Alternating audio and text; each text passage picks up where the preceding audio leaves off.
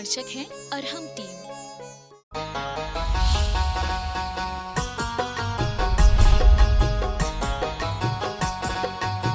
आज भी लोग कितने मर रहे हैं।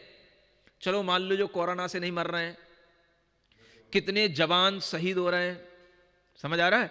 पाकिस्तान भारत के बॉर्डर पर आज भी गोलाबारियां हो रही हैं, सब तरीके से कितने जवान मर रहे हैं। चाहे वो जवान पाकिस्तान के भी हों, चाहे भारत के हों, आखिर आदमी तो आदमी है, मर तो रहा है। जिस समय उसके ऊपर आग गिरती होगी तो मर तो रहा है, जल जल के तड़प के मर रहा है। समझ आ रहा है? हम खुश हो लेते हैं, हमने वहां के 20 जवान मार दी, हमारे 4 मरे, चलो एवरेज निकाल लेते हैं, 4 ही मरे, उसके 20 मर गए, चलो खुशी है। समझ आ रहा है? ये सब क्या है? ये कोई वस्तु स्थिति का ज्ञान नहीं है, ये सब मोह है। हमारे 4 ही मरे, उनके 20 मर गए, चलो कोई बात नहीं। समझ आ रहा है? उनका 1 मरता, हमारे 4 मर जाते, अरे यार मेरा 4 मर गए, उसके 1 ही मर पाया, ये दुख हो जाता। क्या है ये? आदमी का पागलपन है? नहीं है तो क्या है ये? सिर्फ मोह राग के कारण से ये सब सोचने की बातें हैं। ये वस्तु स्थिति को कोई नहीं सोच रहा है। जन्म मरण सब कर रहे हैं, सभी जीव दुखी हैं। और जब हम उन छोटे छोटे प्राणियों को देखते हैं जिन्हें इंसान अपने हाथ में लेकर के उनकी गर्दन मरोड़ देता है, उनकी गर्दन पे छुरी चला देता है, वो भी तो प्राणी हैं। उनके बारे में हम कभी दुखी क्यों नहीं हुए आज तक? उनमें जीव नहीं है क्या? वो भी तो हमारी जैसी जान है। उस खरगोश की मासूमियत को देखो, समझ आ रहा है? उस बतख की चेहरे को देखो, हैं? चाहे वो जहरीला सर्प ही क्यों ना हो, वो आखिर अपने जन्म के कारण से सर्प बना है, लेकिन उस सर्प में भी तो आत्मा है। जब वो तड़पता है, जब उसकी मृत्यु होती तो वो भी कैसे तड़पता है, हैं?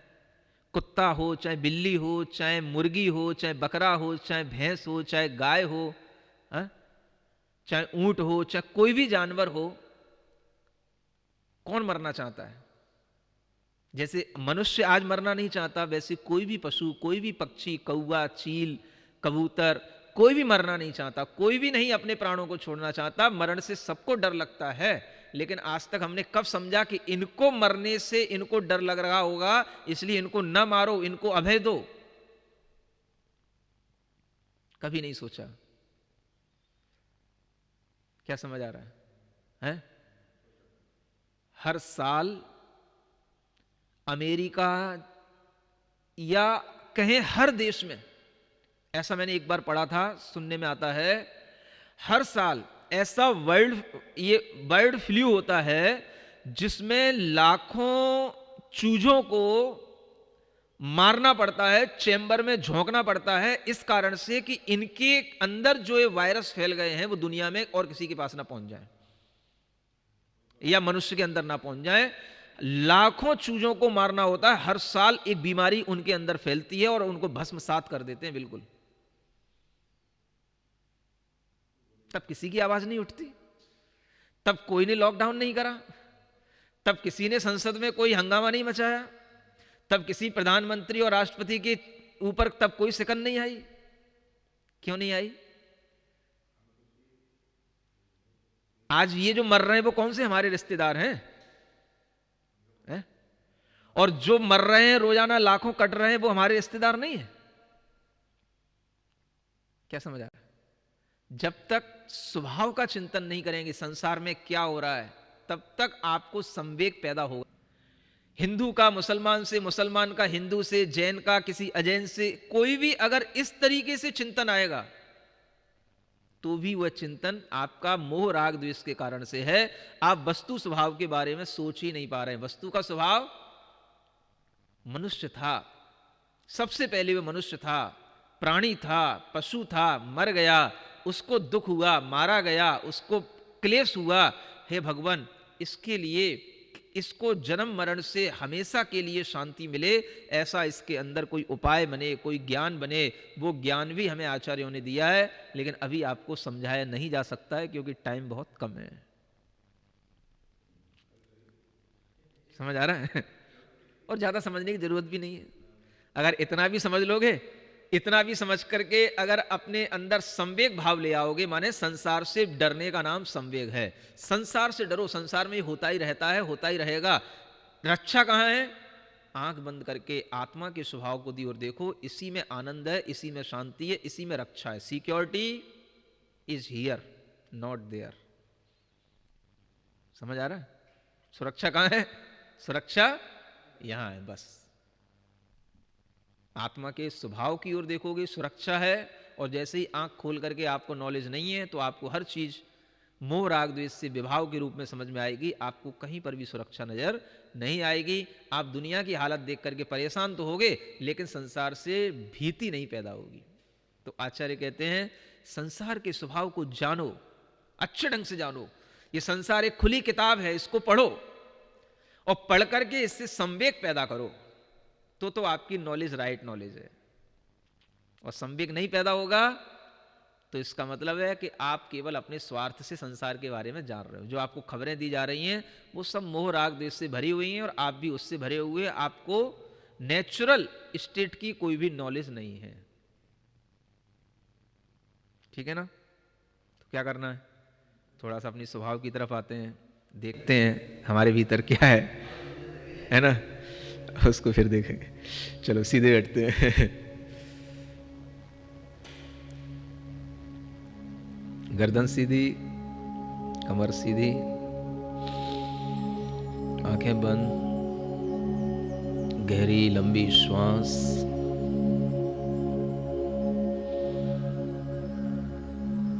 शरीर के स्वभाव का, संसार के स्वभाव का और आत्मा के स्वभाव का चिंतन करें। शरीर हमारा हड्डियों का एक बहुत बड़ा पिंजड़ा है, जिसके चारों तरफ मांस, मेद, रक्त, इन सब का भंडार इस शरीर में निरंतर बना हुआ है। संसार देखें, चारों तरफ अनेकों अनेक मनुष्य, पशु, पक्षी अपने अपने जन्म के अनुसार अज्ञानता में जी रहे हैं। समय पर मरते हैं, समय से पहले मरते हैं, फिर जन्म लेते हैं, फिर मरते हैं। जन्म मरण का यह संसार का चक्र निरंतर हर प्राणी को दुखी बनाए हुए है और इस दुख का भीतरी कारण उसकी अज्ञानता है। संसार में इस तरह का अज्ञान चारों ओर फैला हुआ है। किसी को अपने आत्म स्वभाव का भान नहीं। हे भगवान, मुझे आज अपनी आत्मा का स्वभाव, अपने आत्म स्वभाव का ज्ञान हो रहा है। यही मेरे लिए इस जन्म की सबसे बड़ी सार्थकता है।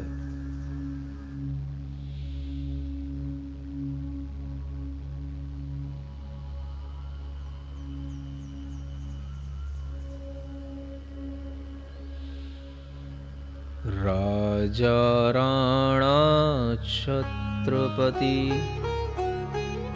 हाथिन के असवार, मरना सबको एक दिन, अपनी अपनी बार रे भैया, अपनी अपनी बार। कोई कितना ही बड़ा राजा हो, राणा हो, कितना ही बड़ा महाराजा हो, रंक हो, गरीब हो, दरिद्र हो, सबको एक दिन जब जिसका टाइम पूरा होगा उसी समय पर उसकी मृत्यु सबकी होनी है।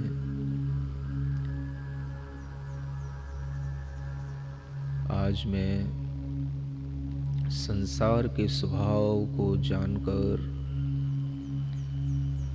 अपनी अंतर आत्मा में इस संसार से डर रहा हूँ। हे भगवान, मेरा मरण होने के बाद मैं पुनः जन्म न हो। मुझे मरण से कोई डर न लगे। मैं अपने आत्म स्वभाव को देखते देखते मृत्यु को प्राप्त करूं। शरीर छूट जाता है, आत्मा मुक्त होता है शरीर से। फिर मैं क्यों शरीर की मृत्यु से डरता हूँ? मेरा चैतन्य स्वभाव कभी भी मुझसे नष्ट नहीं हुआ। मेरा ज्ञान दर्शन स्वभाव मेरी आत्मा का कभी भी नष्ट नहीं हुआ। मैं वही ज्ञाता दृष्टा चैतन्य आत्मा हूँ।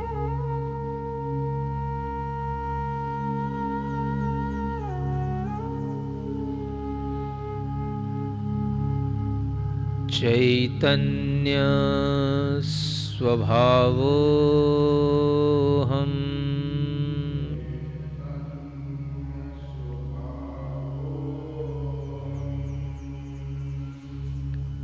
चैतन्य स्वभावो हम।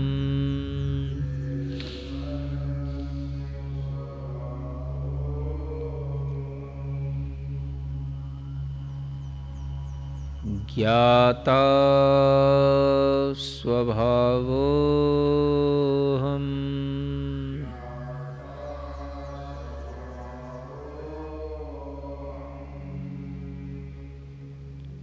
दृष्टा स्वभावो हम।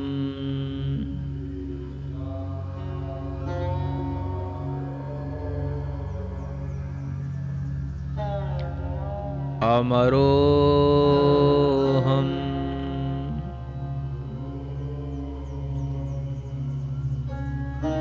सोहम।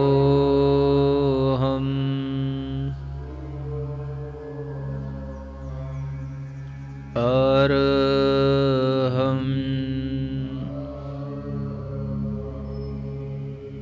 अरहम।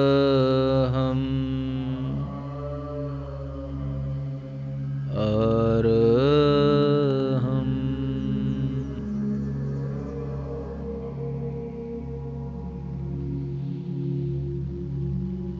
अपने स्वभाव को देखते रहें। मन ही मन अपनी आत्मा के स्वभाव को छूते रहें, महसूस करते रहें कि मैं ज्ञाता दृष्टा स्वभाव वाला चैतन्य आत्मा हूँ। शरीर मुझसे अलग है, संसार मुझसे अलग है।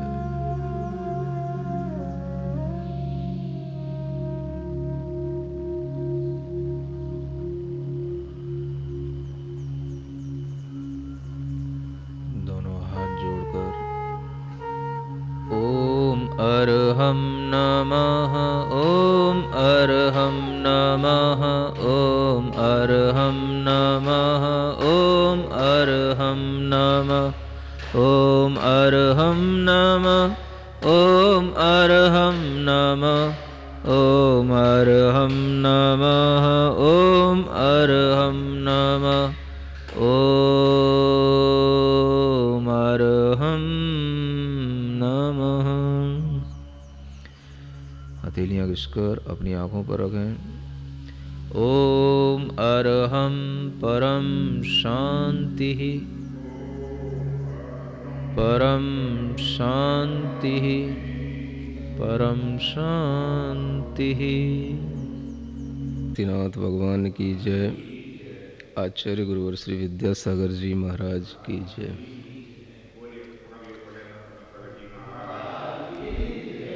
आज पूरा विश्व एक त्रासदी से गुजर रहा है और यह त्रासदी आज सभी लोगों को कुछ सबक सीखने के लिए मजबूर कर रही है। पिछले दिनों में हमने बहुत विषयों पर चर्चा की है। आज भी इसी लॉकडाउन के कारण से जो हमारा जीवन चल रहा है और इस लॉकडाउन के होने के बाद पूरे देश के अंदर जो स्थितियां बन रही हैं, उसको ध्यान में रखते हुए हमको यह सोचना आवश्यक हो गया है कि हम जिस दौड़ में दौड़ रहे थे, क्या वह दौड़ हमारे लिए सही दिशा में थी? जिस दौड़ में हम आगे बढ़ने की कोशिशों में लगे थे, क्या उन कोशिशों से हमने जो प्राप्त किया वो आज हमारे काम में आ रहा है? आज जब प्रकृति के माध्यम से पूरे विश्व में जब एक प्रकोप सा छाया हुआ है, तो ऐसी कौन सी चीज़ें हैं जो हमारे लिए वो चीज़ें बहुमूल्य सिद्ध हो रही हैं जिनका कि हमने विकास के नाम पर निर्माण किया? आज जो विकसित देश कहे जाते हैं, उन विकसित देशों के पास भी कौन सी ऐसी टेक्नोलॉजी है, कौन सी ऐसी मशीनें हैं, कौन सा ऐसा साइंस उन्होंने डेवलप कर लिया है जिसके माध्यम से वह इस आपदा पर नियंत्रण पा रहे हों? आप देखें, जो टॉप मोस्ट डेवलप्ड कंट्रीज़ कही जाती हैं उनमें भी यह त्रासदी इतनी भयावह स्थिति में बनी हुई है कि हर 24 घंटे के अंदर 1000-2000 व्यक्ति मृत्यु को प्राप्त हो रहे हैं। आज हम जिन जैविक हथियारों की होड़ में आगे बढ़ रहे थे, जो विकसित देश अनेक तरह के जो जैविक हथियार बना करके, मिसाइलें बना करके, अणुबम बना करके अपने आप को बहुत पावरफुल और बहुत ज़्यादा अपने आप को डेवलप्ड मान रहे थे, आज उन्हें वेंटिलेटर के लिए दूसरों के सामने हाथ फैलाना पड़ रहा है। समझ आ रहा है? प्रकृति हमें हमेशा एक पाठ सिखाती है, और जो पाठ हम आज सीख रहे हैं, अगर हम ये सीखते रहते तो आज ये नज़ारे हमको देखने नहीं पड़ते, आज ये परिस्थितियां हमारे सामने नहीं होती। हमेशा से एक जो विभाजन कुछ लोगों ने अपने अहम में कर रखा है, और उस विभाजन के कारण से हम अपने आप को जब कहीं थोड़ा सा नीचा मानते हैं या अपने आप को थोड़ा सा हीन महसूस करते हैं, तो उसी उत्कृष्टता की दौड़ में हम अपना बहुत कुछ खो जाते हैं। एक विभाजन बना रखा है पूरे विश्व के अंदर, विकसित देश और विकासशील देश। जो विकसित देश हैं उनके लिए भी आज ये आपदाएं, ये आपत्तियां देखने को मिल रही हैं, और जो विकासशील देश हैं वो विकासशील देश विकसित देशों की होड़ में इतने बढ़ रहे हैं कि वो ये अपने आप को विकसित देशों की लाइन में लाना चाहते हैं।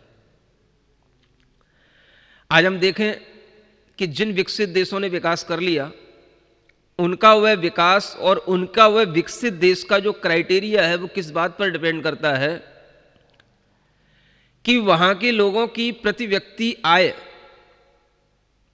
वहां का उत्पादन इतना होना चाहिए कि जितने देश के नागरिक हैं, जितने देश में लोग हैं, उन सब के लिए कुछ ना कुछ उनकी एक आय निर्धारित हो जाती है, और उस आय के आधार पर उन्हें वह वेतन मिलता है, तो वह देश समृद्ध देश कहलाता है और वहाँ के नागरिक अपने आप को विकसित मानते हैं। आज हम देखें, भारत एक विकासशील देश है। कल जब चीन की परेशानी के कारण से अमेरिका ने परेशान होकर के जब ट्रंप ने एक स्टेटमेंट दिया कि मुझे भी विकासशील बना डालो, समझ आ रहा है? मतलब कि चीन विकासशील देश होकर के वह अमेरिका को इतना परेशान कर चुका या कर रहा है कि ट्रंप को कहना पड़ा कि मुझे भी विकासशील बना डालो, क्योंकि तुमने विकासशील होने के कारण से जो समझौते हमने तुम्हारे लिए किए थे उसका तुम भरपूर फायदा उठा रहे हो और हमको धीमे धीमे नुकसान पहुंचा रहे हो। विकासशील होने का मतलब किसी से होड़ करना है क्या? जब हमने इस तरीके का विभाजन कर दिया कि भारत विकासशील देश है, अमेरिका और यूरोप के तमाम देश ये सब जो है विकसित देश हैं, तो धीरे धीरे आदमी के मन में एक विभाजन की रेखा बनी जाती है और हर कोई फिर उसी दौड़ में दौड़ता है कि हमको भी विकसित होना है, हमको भी विकसित होना है, उसी लाइन में हमको भी पहुंचना है। भारत के लोग भी उसी तरह से दौड़ रहे थे, उसी दिशा में दौड़ रहे थे, लेकिन भूले हुए हैं कि हमारे यहाँ की भौगोलिक परिस्थितियाँ अलग हैं, हमारे यहाँ के नागरिकों का जो एक अनुभव है, ज्ञान है, वो एक अलग है। और आज की परिस्थिति में जब हम ये देखते हैं कि हमारे इस देश में विकास के नाम पर जब हम आगे बढ़ते हुए उन मजदूरों का सहारा लेते हुए आगे बढ़ रहे थे, जो मजदूर दिल्ली, बॉम्बे जैसी सिटी में लगभग 50% मजदूर हैं, वहाँ पर ऐसे काम करते हैं कि वहाँ पर लोगों को पता ही नहीं होता कि यहाँ पर कितनी संख्या में मजदूर हो सकते हैं। और वो सारे के सारे मजदूर उत्तर प्रदेश, बिहार, झारखंड और राजस्थान, इन प्रांतों से सबसे ज़्यादा मजदूर इन देशों में, इन जिलों में या इन मेट्रो सिटी में जो है काम करने के लिए पहुंचते हैं। और जब उनके लिए ये लगने लगा कि लॉकडाउन हो गया है, तो उन मजदूरों को विश्वास दिलाने के लिए कोई भी कंपनियां, कोई भी वह बड़े बड़े अमीर तबके के लोग वो सामने नहीं आ पाए जो उन मजदूरों को विश्वास दिला सकते कि इस 21 दिन के लॉकडाउन में हम तुम्हें अच्छी खाद्य सामग्री देंगे, हम तुम्हारे लिए जीवन उपयोगी सभी चीज़ों की व्यवस्थाएं करेंगे। और इतना भी नहीं कर पाए, इसी की वजह से उन लोगों को वहां से पलायन करना पड़ा और ये अफरा तफरी मच गई। समझ आ रहा है? आप सोचें हम किस होड़ में आगे बढ़ रहे हैं। और जब भी कोई विकास होता है, अगर वो विकास नीचे से लेकर ऊपर तक पूरा समूचा ना हो तो विकास नहीं कहलाता है।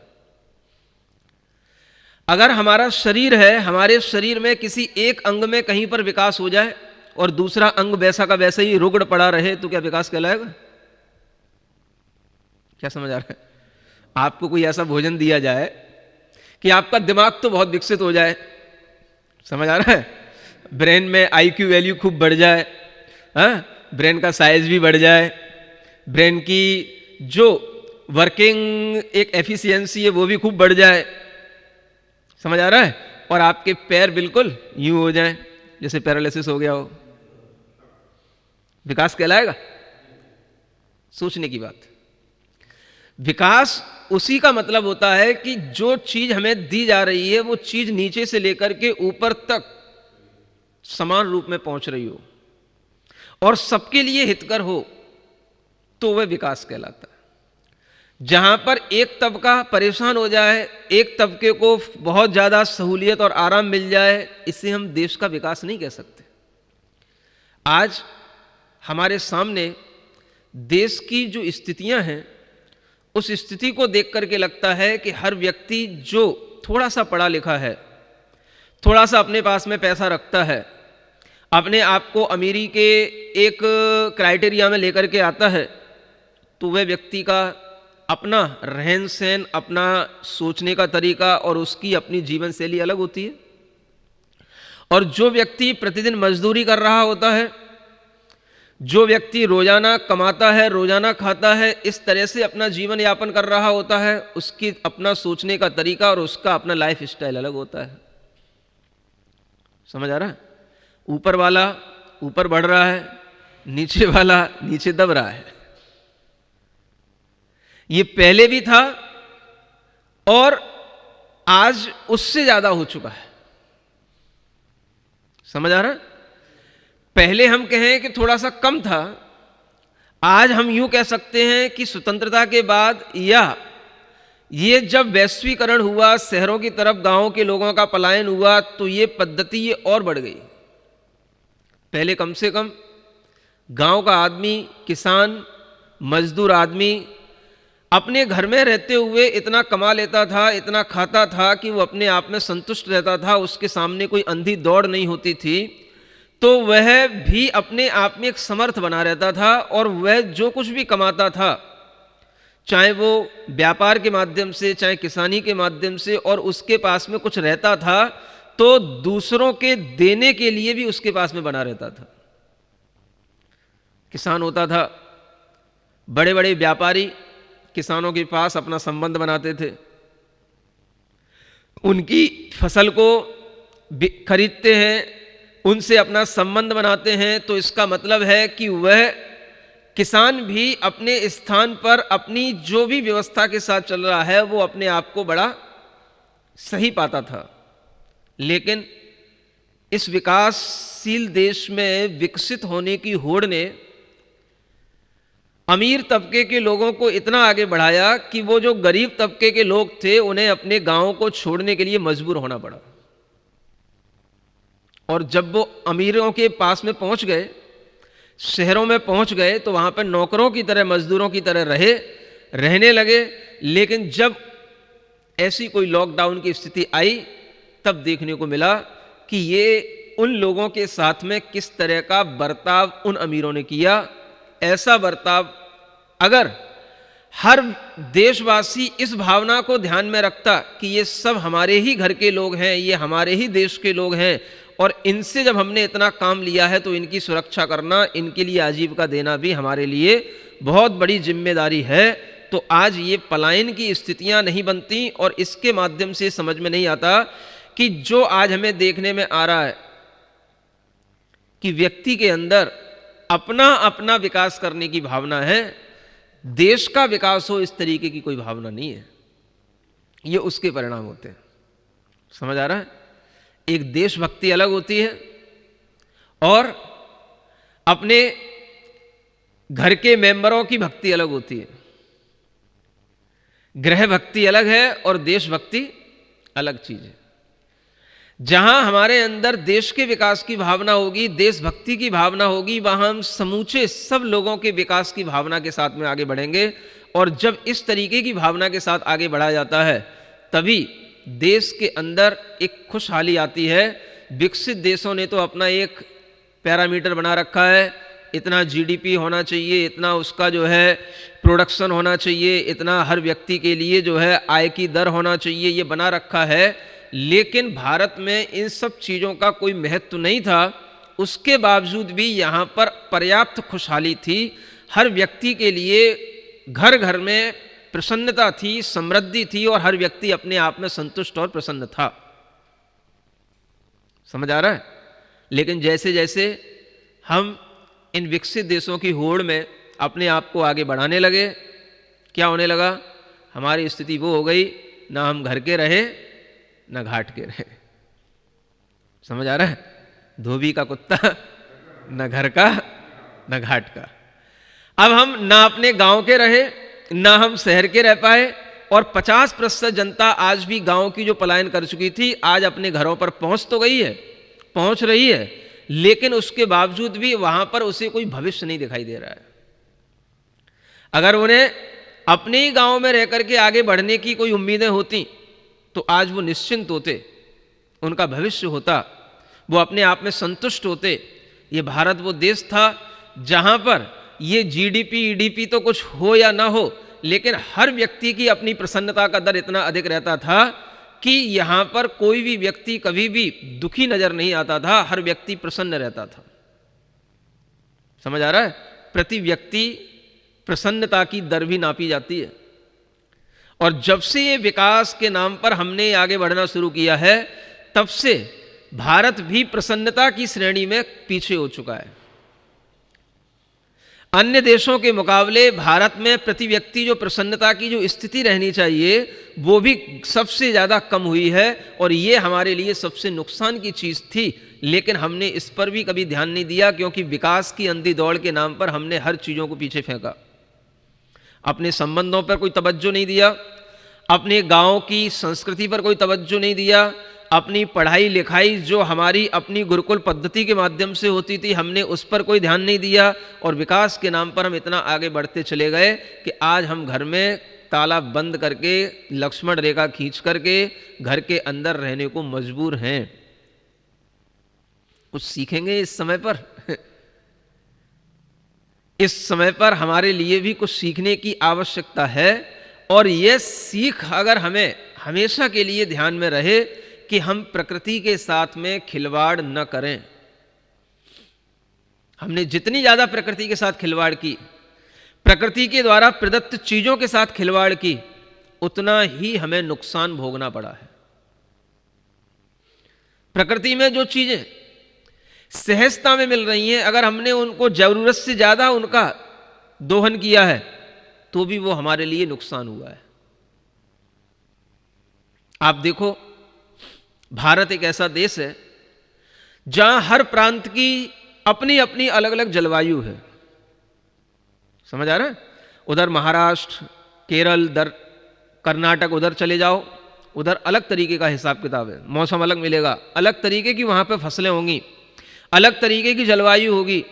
इधर आप हिमाचल की ओर चले जाओ, यहाँ की जलवायु अलग होगी, यहाँ की भूमि में उत्पन्न होने वाली खेतियां अलग तरीके की, मोटी मोटे अन्न जिसको बोलते हैं उस किस्म के यहाँ पर अन्न पैदा होंगे। इधर हम एमपी, यूपी इस एरिया में देखें तो यहाँ की जलवायु अलग है और ये गर्म स्थान माने जाते हैं और यहाँ पर वही चीज़ें पैदा होती हैं जो हमें गर्मी को मारने में काम आती हैं। ऐसी तमाम तरह की अलग अलग प्रदेशों की अलग अलग जलवायु, अलग अलग फसलें, हमें अनेक तरह की चीज़ें हमें इस भारत के अंदर उपलब्ध हैं। और हमने अगर कहीं पर कोई एक चीज़ अधिकता में मिली है तो उसको प्राप्त करने के लिए अगर हमने उसका दोहन किया तो हमने इतना तक भी कर दिया कि जमीनें खाली कर दी। जिन स्थानों पर अच्छी फसल होती थी, जिन स्थानों पर अच्छा जमीनों के अंदर पानी होता था, आप देखें कि लोगों ने इतना दोहन किया कि वहां पर पानी ही नहीं मिलता। समझ आ रहा है? जमीनों के अंदर कहीं पर कोयला, कहीं बॉक्साइट, कहीं मैग्नीशियम, कहीं तरह तरह के खनिज पदार्थ इतने मिलते कि हमने इतने खोद डाले, इतनी लंबी लंबी माइन से तैयार कर ली कि वो इतनी खोखली हो गई कि उन जमीनों पर आज एक तिनका तक नहीं उगता। समझ आ रहा है? मैं बिहार करते करते एमपी से उधर छत्तीसगढ़ की तरफ गया था और वहां पर मैंने ऐसी जमीनें देखी बिल्कुल बंजर हो चुकी। क्यों हो चुकी? क्योंकि वहां पर कोयला, बॉक्साइट इतना निकाल चुके लोग, इतना निकाल चुके लोग कि अब उन जमीनों का कुछ भी उपयोग नहीं है। एक तिनका तक भी वहां पर उगता नहीं है। इतना ज्यादा उन जमीनों की क्षमताएं खराब कर दी। ये महाराष्ट्र की तरफ चले जाओ, ऐसी तमाम आपको भूमियां मिलेंगी जहां पर कि लोगों ने पेस्टिसाइडों का इतना अधिक उपयोग किया कि उन पेस्टिसाइडों के कारण से वहां की जमीनें खराब हो गई। अब वहां पर कोई फसलें नहीं होती और होती हैं तो जहरीली होती हैं। ये क्यों होता है?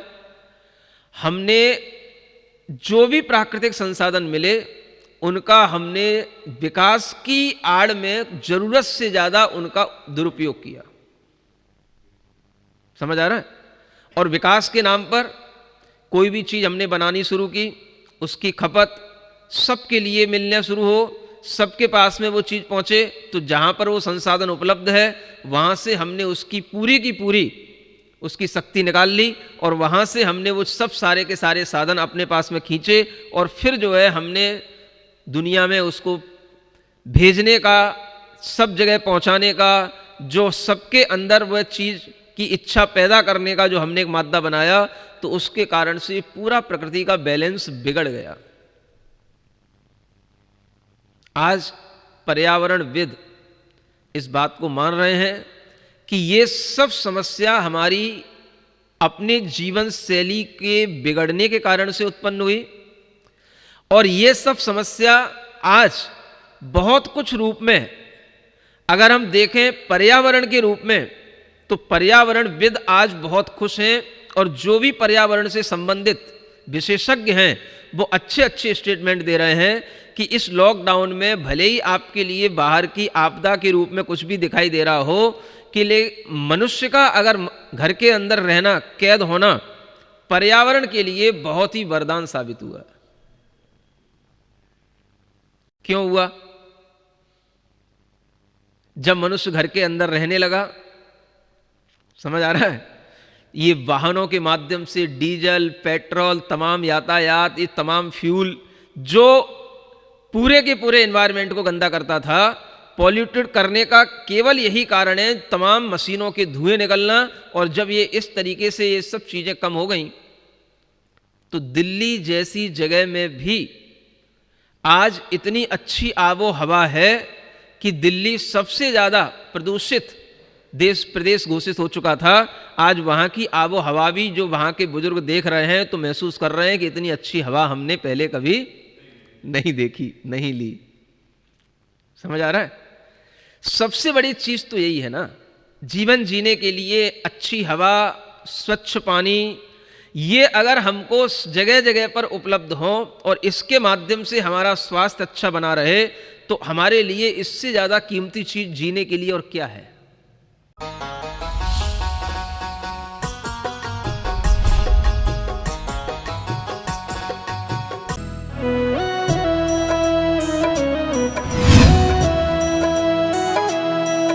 इस कार्यक्रम के पुण्यार्चक हैं अरहम टीवी।